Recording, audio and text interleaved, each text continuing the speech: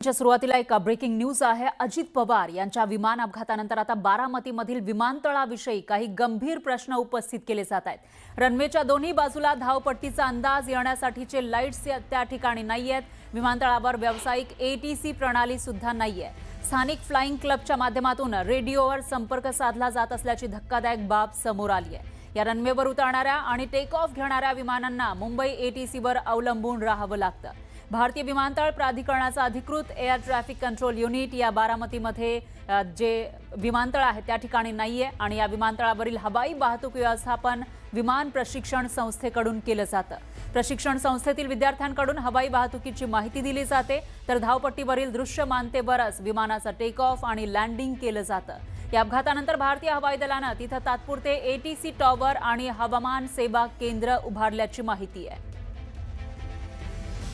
आणि याविषयी अधिक माहितीसाठी आपले प्रतिनिधी प्रशांत बाग हे आपल्या सोबत जोडले गेले आहेत। प्रशांत, ज्या ठिकाणी राज्याच्या मुख्यमंत्र्यांचा अपघात झाला, त्याच्यामध्ये त्यांचा मृत्यू झाला, त्या रनवेवर कोणत्याही प्रकारच्या सुविधा नाहीयेत अशी माहिती समोर येते। किती डेंजरस हे आहे सगळं?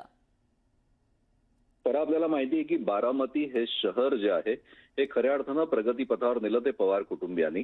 आणि याच ठिकाणी अनेक देशातले मोठमोठे राजकीय नेते हे सातत्याने येतात, पवार कुटुंबाकडे येतही असतात।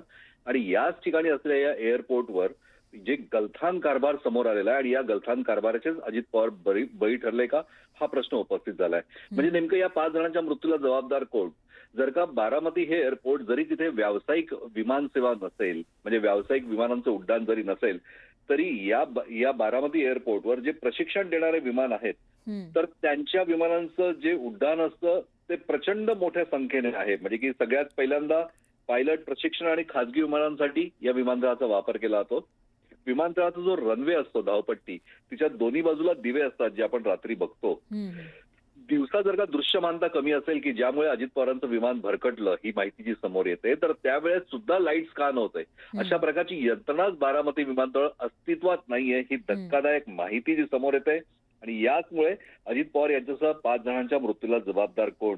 स्वतःचं एअर ट्रॅफिक कंट्रोल युनिट सुद्धा, म्हणजे एटीसी सुद्धा या बारामती विमानतळावर नाही। म्हणजे धावपट्टी तांत्रिकदृष्ट्या अपूर्ण आहे। जर दृश्यमानता कमी असेल तर रनवेच्या दोन्ही बाजूला रनवे दिसण्यासाठी कोणते लाईट सुद्धा नाहीये। या एअरपोर्टवर 2 एव्हिएशन स्कूलला प्रशिक्षण देण्यासाठी म्हणून परवानगी देण्यात आलेली आहे आणि याच एअरपोर्टवर कायमस्वरूपी किंवा व्यावसायिक एटीसी सिस्टीमच नाहीये। स्थानिक जे फ्लाइंग क्लब आहे, म्हणजे 2 जे विद्यार्थ्यांना वैमानिक प्रशिक्षण देतात, त्या वैमानिक प्रशिक्षण देणाऱ्या ज्या 2 कंपनी आहे, रेडबर्ड एव्हिएशन आणि कार्व्हर एव्हिएशन, या 2 खासगी व्यावसायिक कंपन्यांच्या हवाले आहे हे बारामती विमानतळ। हे धक्कादायक गोष्ट सगळी समोर येते।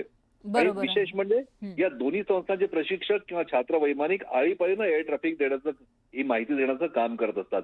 या सगळ्या गलथान कारभारामुळेच बारामती एअरपोर्ट हे परिपूर्ण होऊ शकलं नाही का, आणि याचमुळे अजित पवार सुद्धा या गलथान कारभाराचे बळी ठरले का, अशा प्रकारचे अनेक प्रश्न नक्कीच उपस्थित झाले। बरोबर आहे प्रशांत, एकूणच असं म्हणता येईल की जर या ठिकाणी व्यवस्था असतील तर कदाचित हा अपघात झाला नसता असं आपल्याला म्हणता येईल। दरम्यान आता यापुढे काय काळजी घेतली जाते ते बघावं लागेल। धन्यवाद तुम्ही दिलेल्या या सविस्तर माहितीसाठी।